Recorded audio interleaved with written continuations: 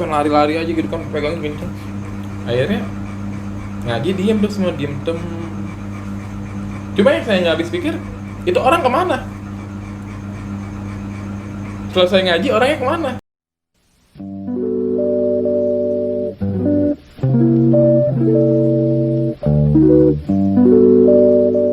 Oke teman-teman, bismillahirrahmanirrahim. Assalamualaikum warahmatullahi wabarakatuh.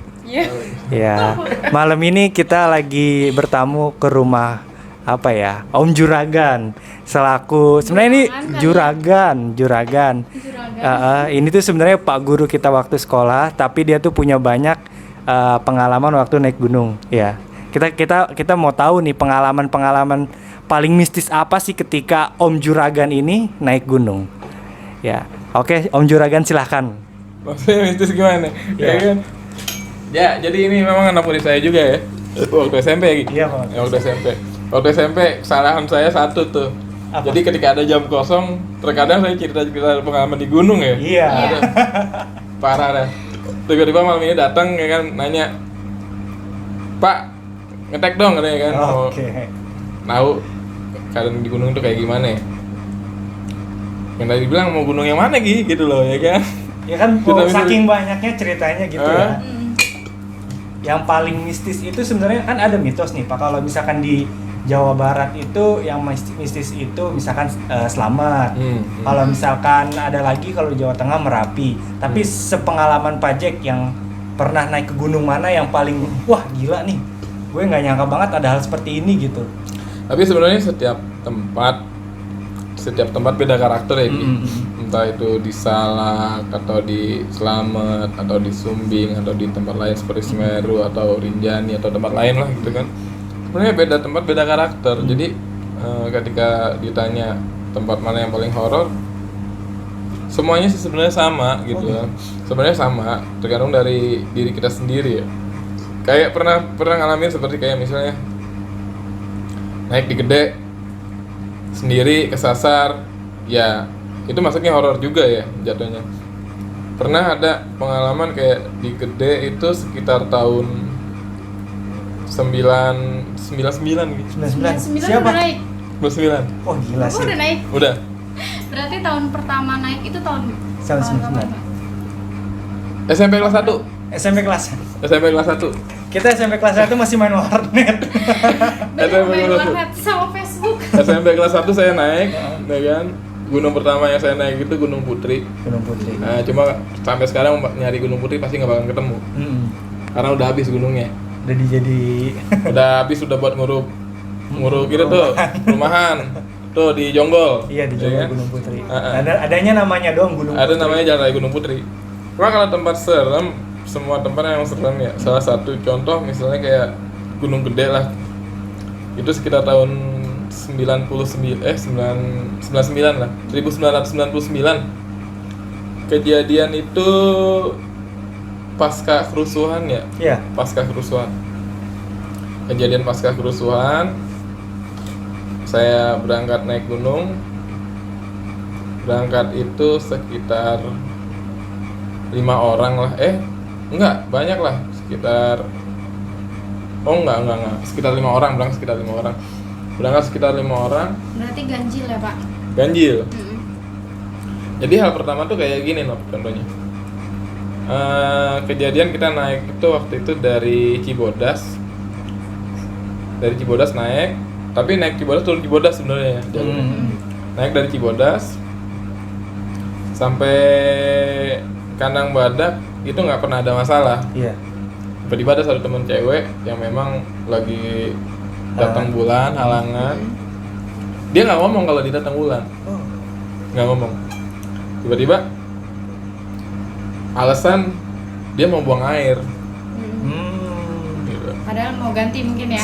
Dia sendiri itu. Dia sendiri, alasan mau buang air gitu kan. Ayo mau buang air. Ya wis lah. Nah, maaf ya. Diceritain. Tapi datang diminta ceritain. Apa? Siapa namanya, Pak? Ada, nah ayolah ya kan. Izin dulu deh kita. Izin dulu ya. Nah, di situ dia mau buang air. Tetap pindah ke tempat gitu kan. Mau buang air. Ya udah. Tahu-tahu kita samperin kok lama gitu kan. Samperin, ayo udah selesai. datang, mau buang air lagi, tapi ke tempat yang lebih jauh lagi. Oh gitu. Beberapa kali ingin buang air itu tempatnya lama-lama jauh. Sedangkan kalau dari Kandang Badak ke Pangrango itu kan ada pertigaan jalan ya. Nah itu nanti akan lurus ke arah Pangrango kan. Dia itu semakin lama tuh semakin menjauh, semakin ke arah Pangrango.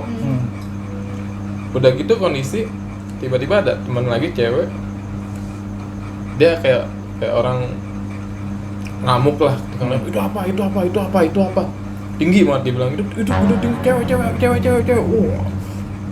nangis sendirian segala macem. Itu yang satu orang itu pengen buang air pindah-pindah jauh, saking betenya kali ya, ini kok pengen buang air gitu kan, pengen buang air, bete, senterin, tep, nggak buang air. Tapi Memang dia pengen pergi. Oh jadi maksudnya gimana nih? ada yang narik atau gimana?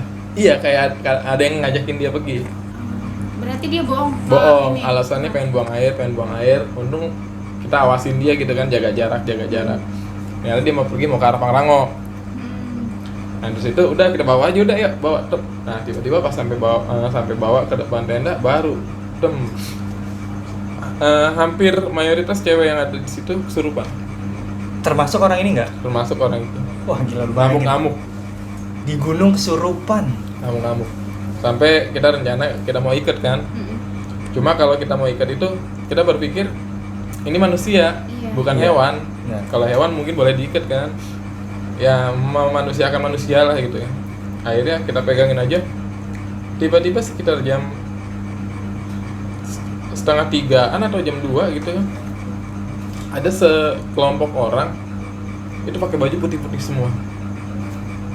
Sekelompok orang. Sekelompok itu berarti nggak cuma satu Nggak kan? cuma satu. Ada sekitar beberapa orang lah, banyak. Laki-laki, perempuan. Laki-laki perempuan kalau nggak salah sih. Laki Ya. perempuan. Sedangkan waktu itu pendakian tuh cuma kelompok kita aja. Itu Nggak ada lagi. itu tahun 99 kan? 99. Bayangin sepi apa 99? 99. Naik gunung. Di Gunung Gede nama masih ada pos Rawadenok. Nggak tahu sekarang ada apa enggak ya. Heeh. Nah, di situ akhirnya kan dia ada di sebelah samping sana ya, agak-agak jauh dikit gitu kan, dekat pos Kandang Badaknya kan. Datang, bang, tolong apa? Ini teman saya bang, kenapa temen ini, tolongin lah dia. Datang mereka bikin lingkaran, mereka nggak ngaji, tenang tuh orang, karena yang satu yang tadi yang pengen buang air, dia pengen pergi aja gitu kan, pengen lari-lari aja gitu kan, pegangin kenceng. Akhirnya ngaji diem tuh semua, diem. Cuma yang saya nggak habis pikir, itu orang kemana? Setelah saya ngaji, orangnya kemana? Nggak ada. Saya nggak Jadi yang tahu. putih-putih ini tuh dia bikin lingkaran. Bikin lingkaran. Ah. Dan itu semuanya diem. Jadi yang pada kesurupan semuanya diem tuh, tenang gitu kan. Cuma yang saya bingung, itu orang kemana? Tapi sebenarnya orang-orang putih-putih ini kalau menurut saya sih mereka nggak ngeganggu sebenarnya. Enggak, mereka ngaji, malah bantuin gitu, nolongin gitu kan, nolongin. Jadi mereka itu bikin lingkaran tenda kita nih dilingkarin sama mereka. Ngaji. Yang pada kesurupan, terus yang pada pengen pergi kabur itu diem, tiba-tiba langsung diem, ngaji. Cuma saya bingung, mereka kemana? Terus saya ngaji, apa kita sadar atau enggak, tiba-tiba udah selesai aja semua gitu loh, pagi aja gitu. Nggak sadar gitu? Iya, maksudnya ini kayak sebenarnya kalau dibilang nggak masuk akal. Tapi emang kalau Bapak di posisi itu emang nggak curiga nih, ini orang kenapa seperti ini? Nggak curiga. Mereka nolongin gitu kan. Tiba-tiba nah mereka pada kemana ya? Pertanyaannya itu pada kemana? Karena sadar itu pagi itu subuh apa gitu kan. Tenda nggak ada, apa nggak ada gitu loh. Benar. Kalau misalnya memang mereka ada di situ kan ada tendanya. Benar. Itu nggak ada kemana. Seenggaknya ada perapiannya juga. Iya, nggak ada bekasnya. Nggak ada bekas. Nah dari situ akhirnya kita rencana ke puncak. Siapa yang mau ke puncak? Yang stay sini stay gitu ya. Iya. Akhirnya udahlah kita pulang aja gitu kan. Pas pulang, cewek tersebut tiba-tiba langsung ini ngajak salah satu orang temen ya, yaudah yuk turun. Padahal teman itu yang backup dia itu orangnya gede tinggi. Gede tinggi, yang backup dia tuh orangnya gede tinggi. Itu pas turun kita nggak bisa ngejar dia. Kita semua packing segala macam turun bareng. Tapi dia duluan gitu kan. Setelah turun ayo turun. Tapi dia paling depan. Tok. Kita cari, itu dia kemana? Kita kejar susah, nggak ketemu. Cuma dia berdua aja gitu. Ketemu di warung. Ada warung namanya di Gede itu Mang Idi. Pokoknya pendaki pasti tahu lah Mang Idi kan. Sampai di Mang Idi. Oke teman-teman, jadi setelah kendala teknis tadi kita balik lagi cerita dari Om Juragan. Tadi udah nyampe di Mang Idi nih. Ya. Nah dari Mang Idi gimana ceritanya? Ya tadi pas posisi gini. Ketika sampai di Mang Idi, orang tersebut sadar. Katanya sih dibantuin sama Mang Idi buat sadarnya ya, karena kita nggak tahu, kita kan belakang ya. Saya di belakang, dia duluan. Saya sempat nanya ke orang yang backup. Nah itu Cewek. Cepet banget sih. Dia cuma dengan ekspresi bete. Gimana nggak cepet? Lau tarik ya, saya bilang gitu. Lau tarik gitu, lau bawa. Enggak. Terus malah terbalik mana? Saya yang ditarik sama dia nih. Serius tuh cewek lari kayak nggak punya urat. Jalan tuh kayak nggak punya urat. Jalan secepat-cepatnya jalan. Makanya kita nyampe di sini udah lama banget kayak gitu kan. Serius udah lama banget. Sampai itu. Kok kenapa gitu ya? Kenapa bisa kayak gini? Ada apa? Ternyata selidik tuh cewek memang lagi halangan, ya kan, datang bulan. Udah gitu buang orang sembarangan. Gitu ini loh. nih. Itu kejadiannya. Ya wis lah kalau kayak gitu kan. Udah naik lah, kita pulang. Naik tahun berikutnya, setahun atau 2 tahun berikutnya naik sama orang yang sama. Itu lagi. Kejadian lagi. Jadi kejadian tersebut terulang lagi tuh terhadap Orang itu. cewek tersebut. Gitu. Terhadap cewek tersebut kejadian ulang lagi karena saya udah tahu. Dalam artian waduh gejalanya. Gejala awal itu kan dia kayak orang kedinginan lah. Kalau orang berpikiran kedinginan biasa gitu kan. Mulai ngeluh. Mulai kayak pengen buang air, mulai pelan-pelan pindah tempat yang jauh. Udahlah. Saya sampai bete, jagain tuh orang. Dia bilang gitu aja udah, jagain tuh orang. Dan sampai saat ini saya sampai bingung kenapa kejadian tersebut terulang lagi ke cewek itu. Sampai sekarang Dia naik gitu. setiap dia naik ke situ. Gitu kan. Apa mungkin yang di sana tuh udah ngenalin, nandain, nyiriin? Ya, atau gimana nggak tahu lah ya kan. Iya. Cuma memang cewek itu selain itu orang itu agak Agak rock and roll kali cara bicaranya Iya. gitu kan. Cara bicaranya itu lebih apa sih dia? Kalau orang Betawi bilang tuh nyablak. Gitu ngasal ngomongnya, blak-bluk kayak kan. Mungkin ada kata-kata yang salah dari dia keluar. Karena memang pendapat saya dari dulu sampai sekarang, ketika kita berada di tempat orang, yang harus kita jaga adalah etika. Bener. Gitu kan. Kita misalnya Gigi berkunjung ke rumah Novita, pasti kan harus ada etikanya seperti apa. Gigi pasti ucapin salam, ketemu orang tuanya Novita gitu kan, segala macem. Ya itu juga sama. Jadi kejadian kayak gitu sampai saat ini saya masih ada apa itu? Kenapa bisa kayak gitu? Dan sampai sekarang belum terungkap, walaupun bertahun-tahun, tapi saya masih ingat kejadian tersebut karena menurut saya itu kejadian yang sangat inilah buat saya gitu kan. Walaupun banyak kejadian yang lain ya, tapi kejadian itu jadi momen yang bersejarah gitu loh. Momen bersejarahnya kok bisa sampai kejadian itu Berulang. berulang ke orang tersebut. Ya itu pokoknya tahun 99 nih. Jadi teman-teman bayangin, ini tahun 99, kalian naik gunung berberapa tadi Pak? 5 kalau Berlima. salah 5. Ada satu perempuan yang kesurupan dan yang lain juga kesurupan, dan disembuhin sama orang yang nggak tahu siapa, pakai baju putih semua, ngelilingin kalian semua.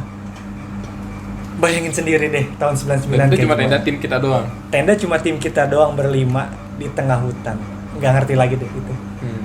Beda kan kalau sekarang kan Karena naik sudah gunung rame. tuh udah kayak wisata gitu kan. Kayak Rame wisata. sih, udah rame. Cuma ya sama aja sih, masih serem juga. Cuma tahun 99 kalian bayangin deh 99 di atas gunung kayak gimana? Gah, Gah. gue bisa ngomong, gue speechless gila. Tapi jumlah orangnya saya nggak tahu ya. Saya dalam artian jumlah orang saya berangkat itu, kelompok saya waktu itu jumlahnya 5 jumlahnya. orang atau berapa gitu, saya nggak tahu, lupa. Cuma yang pasti di situ saya dari Sispala di SMA ya kan, dari Sispala di SMA. Ada senior saya juga sih, cuma saya lupa kita jumlahnya itu berapa orang, saya lupa. Tapi kejadiannya sih memang seperti itu. Mungkin lupa, dan memang kejadian ini kalau tidak salah ada almarhum juga sih di situ ceritanya. Tapi saya nggak tahu, mohon maaf ya jika di situ ada atau enggak, mohon maaf juga buat semuanya. Mungkin saya cerita ini cuma sekedar berbagi aja pengalaman buat yang lain, tidak ada istilahnya apa sih ya, tidak ada maksud buat Iya. buat hal-hal yang Merugikan lain, orang merugikan lain juga orang tidak. lain, dan buat kawan-kawan semuanya juga mohon maaf saya cerita seperti ini ya. Saya buka ceritanya.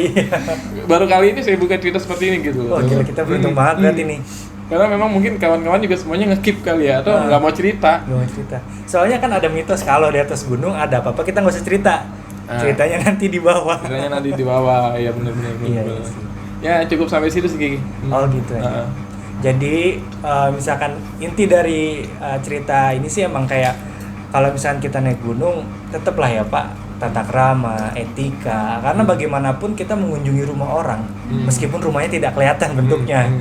Jadi itu emang harus dijaga sih, mau itu pun pendaki pemula ya Pak ya, ataupun yang udah senior pun pasti lebih paham dengan hal itu. Ya untuk kali ini, untuk sesi Q&A asik berbagi cerita naik gunung bersama Om Juragan, kita akhiri. Salam kata, wassalamualaikum warahmatullahi wabarakatuh.